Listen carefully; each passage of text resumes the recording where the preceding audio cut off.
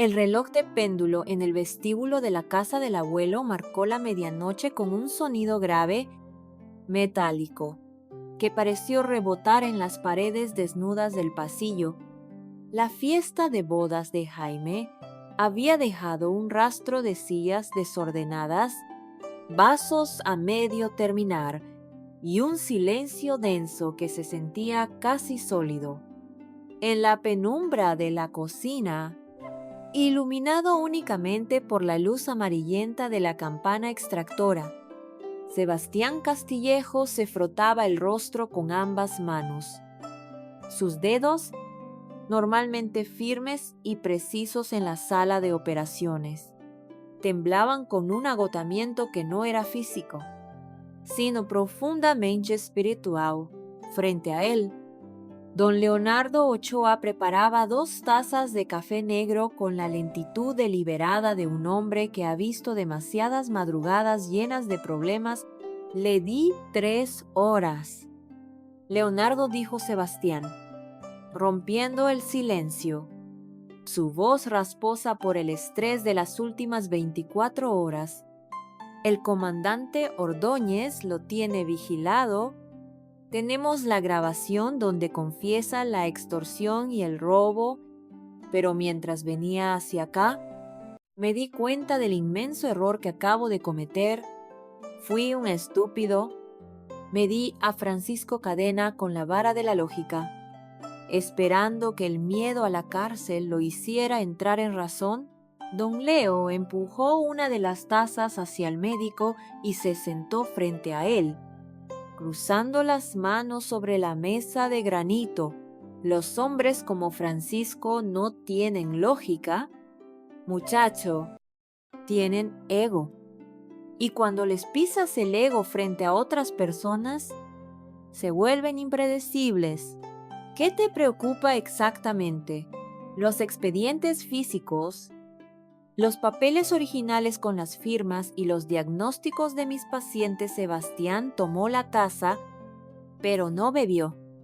El vapor le empañó ligeramente la mirada. Pancho los tiene escondidos en su departamento. Si se siente verdaderamente acorralado, si entiende que Dalila ya le quitó el restaurante y que yo le quité su única carta de negociación con Maya, no me los va a devolver. Los va a quemar, los va a destruir por puro despecho, solo para verme arder con él. Si la junta médica del hospital hace una auditoría sorpresa y no presento esos originales, mi licencia será suspendida. El escándalo mediático destrozará la vida de mis pacientes, y todo por mi culpa. Por haber intentado proteger a la mujer que amo. Don Leo asintió lentamente, procesando la gravedad de la situación. Entendía perfectamente el infierno por el que estaba pasando el doctor. Sebastián era un hombre de ciencia, un curador, alguien acostumbrado a jugar bajo las reglas de la ética y la ley. Pero las calles del barrio no respetaban la ética. La maldad de Pancho requería un antídoto distinto. La justicia de los juzgados es ciega y además camina muy lento. Sebastián, dijo don Leo, poniéndose de pie con una agilidad sorprendente para su edad, caminó hacia el perchero junto a la puerta trasera y descolgó su chamarra de pana. ¿Y nosotros no tenemos tiempo para esperar a que un juez libere una orden de cateo? Si Pancho quema esos papeles, tú pierdes el hospital. Y si tú pierdes tu mundo, Maya no se lo va a perdonar nunca. Se va a sentir culpable por el resto de su vida. ¿Qué estás sugiriendo? ¿Leonardo? Sebastián se levantó, frunciendo el ceño. No podemos entrar a su casa por la fuerza. No soy un delincuente. Tú no. Muchacho, tú eres un doctor respetable, don Leo. Esbozó una sonrisa que no tenía nada de amable. Era una sonrisa de barrio, corchida. afilada. Pero yo llevo 40 años viviendo en estas calles. Yo vi a Maya llegar a esa casa con los ojos hinchados por los golpes, escondiéndose detrás de unos lentes oscuros, mientras ese miserable se paseaba por las banquetas como si fuera el rey del mundo. La gente de aquí tiene memoria, y te aseguro que Francisco Cadena se ha ganado a pulso el odio de mucha gente que solo estaba esperando una buena excusa para cobrarle la factura 20 minutos después. A unas cuantas calles de distancia, el ambiente en el viejo departamento de soltero de Pancho era irrespirable. El lugar olía a tabaco rancio, a sudor frío y a encierro. Las persianas estaban corridas. La luz parpadeante de un poste de la calle se filtraba por las rendijas, dibujando rayas de sombras sobre el rostro demacrado del hombre. Pancho caminaba en círculos por la pequeña sala, pateando las revistas amontonadas en el piso. Había perdido el ángel del barrio. Dalila lo había humillado frente a Maya, tratándolo como a un peón desechable. Y para colmo, el estúpido médico lo había grabado confesando el robo federal. Estaba arruinado. En menos de 24 horas, el imperio de mentiras y extorsiones que había construido con tanta soberbia se había derrumbado hasta los cimientos. Se detuvo frente a un cuadro descolorido que colgaba en la pared de la sala, lo arrancó de un tirón, revelando una caja fuerte empotrada en el yeso. Giró la perilla mecánica con manos temblorosas. 3 a la derecha, 2 a la izquierda, 1 a la derecha. El cerrojo cedió con un clic sordo. Abrió la puerta de metal. Ahí estaban 3 gruesas carpetas de cartón manila, repletas de hojas con los membretes dorados del Hospital de Especialidades de Sebastián. Eran la vida privada de políticos y empresarios, el secreto profesional más sagrado del hombre que le había robado a su esposa. Pancho sacó las carpetas y las arrojó sobre la mesa de centro. Junto a ellas había un encendedor de metal. Lo tomó, encendiendo la llama. El fuego bailó frente a sus pupilas dilatadas. Si me voy a hundir, te juro por Dios que te arrastro conmigo. Doctorcito, murmuró Pancho, con la voz ronca, intoxicada de rabia ciega. Acercó la llama al borde de la primera carpeta, pero el timbre de la puerta principal lo hizo saltar en su lugar. El sonido fue estridente, exigente. Pancho apagó el encendedor y se quedó inmóvil. El reloj de la pared marcaba la 1 de la madrugada. Miró por la mirilla de la puerta, pero el pasillo del edificio estaba a oscuras. Alguien había desenroscado el foco del corredor. ¿Quién es?, gritó Pancho, intentando que su voz sonara firme. Aunque el miedo le hizo temblar la garganta, nadie respondió. En su lugar, escuchó el sonido de algo pesado golpeando la cerradura. 2 golpes secos y la puerta se abrió de par en par, con el marco de madera astillándose bajo la fuerza bruta. Pancho retrocedió, tropezando con la alfombra. El pasillo a oscuras comenzó a escupir sombras hacia el interior del departamento. No eran policías. No eran los agentes del comandante Ordóñez. Eran hombres del barrio. Reconoció a don Carmelo, el carnicero de la esquina, un hombre de manos enormes y delantal manchado. Reconoció a los hermanos Salazar, los mecánicos que tenían el taller frente a la casa del abuelo. Reconoció a Calendario, que lo miraba con un desprecio absoluto. Eran 6 hombres corpulentos, silenciosos, que entraron al departamento llenando el espacio con una amenaza implícita que helaba la sangre, y detrás de ellos, caminando con una calma aterradora, entraron don Leo y Sebastián. «¿Qué es esto?», balbuceó Pancho, retrocediendo hasta chocar con la pared, levantando las manos en un gesto inútil de defensa. «Esto es allanamiento. Llamen a la policía.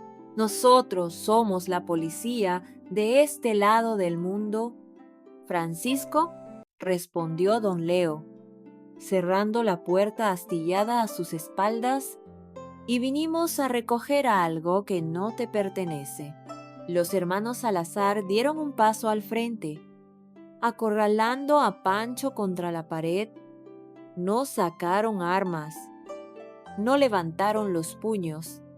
Su sola presencia física, la montaña de músculos y miradas cargadas de años de resentimiento por la prepotencia de Pancho, fue suficiente para drenar hasta la última gota de machismo del cuerpo del extorsionador. Pancho sintió que las rodillas le fallaban.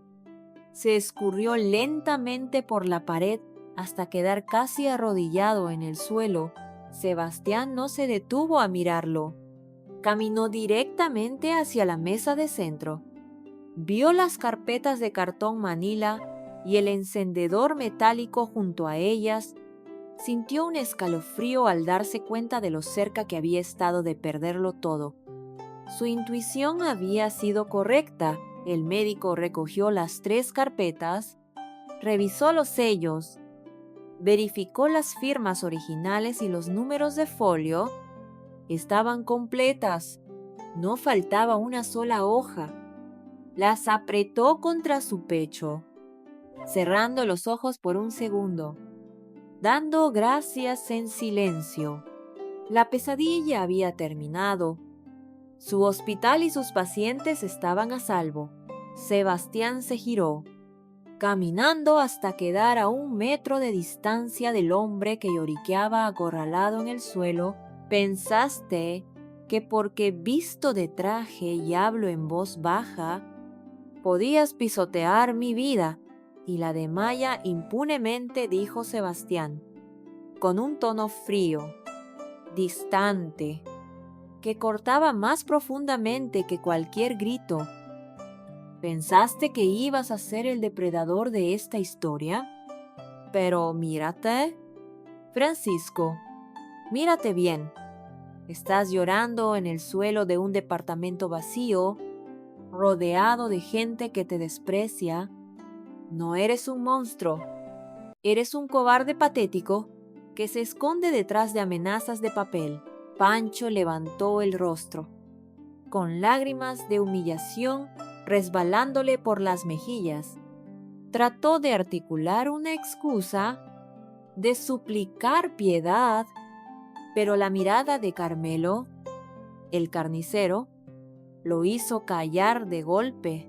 «Y ahora me vas a escuchar con mucha atención», intervino don Leo, dando un paso al frente, alzando su bastón de madera y apuntando directamente al pecho de Pancho. «Este barrio te toleró durante años porque Maya estaba en medio y nadie quería empeorar su situación. Pero Maya ya no es tu esposa y tú ya no eres el dueño del restaurante. Ya no eres nadie aquí». Don Leo paseó la mirada por el departamento miserable. «Recoge tus cosas, Francisco. Tienes hasta que salga el sol para largarte de esta colonia. Si mañana por la tarde te veo caminando por estas calles, si te atreves a acercarte a menos de 500 metros de la casa del abuelo, de la clínica del doctor o de mis muchachos, no voy a llamar a la patrulla. Voy a dejar que los vecinos arreglen cuentas contigo y te juro que no vas a salir caminando de aquí. ¿Fui claro?». Pancho asintió frenéticamente, sollozando. sin atreverse a sostener la mirada de ninguno de los hombres presentes. Era un perro apaleado, despojado de sus colmillos. Sebastián dio media vuelta y caminó hacia la salida, sintiendo que un peso insoportable se desvanecía de su espalda. Don Leo y sus hombres lo siguieron, saliendo uno por uno en absoluto silencio, dejando la puerta destrozada abierta de par en par. El departamento se quedó a oscuras. Pancho Cadenas se quedó solo en el piso, rodeado por los escombros de su propia arrogancia. Se abrazó las rodillas, temblando de frío y de humillación. Había perdido el negocio, había perdido a su familia, había perdido su poder de extorsión y ahora acababan de exiliarlo de su propio territorio. Estaba absolutamente destruido, pero en la mente de un narcisista, la culpa nunca es propia. Mientras el silencio de la madrugada lo envolvía, el miedo en los ojos de Pancho se fue transformando lentamente en algo mucho más oscuro, una chispa de odio puro, destilado. No podía tocar a Maya, no podía acercarse a Sebastián ni al viejo Leonardo. El barrio lo odiaba. Dalila lo había traicionado. El teléfono celular de Pancho, tirado bajo uno de los sillones, comenzó a vibrar iluminando el suelo oscuro. Se arrastró hasta él y miró la pantalla. Era un mensaje de texto de Alfredo Gutiérrez, el productor musical, Tu Prospect. Yesenia, acaba de llegar a mi estudio. Cayó en la red completita. Buen trabajo, Francisco. Nos va a ser muy útil. Pancho apretó el teléfono en su mano, la pantalla iluminando su rostro descompuesto y manchado de lágrimas secas, una sonrisa rota, escalofriante, se dibujó en sus labios. Le habían quitado todo, le habían arrebatado su mundo, pero todavía tenía un último hilo del cual tirar. Si él iba a arder en el infierno, se iba a asegurar de que los niños consentidos de la casa del abuelo ardieran junto con él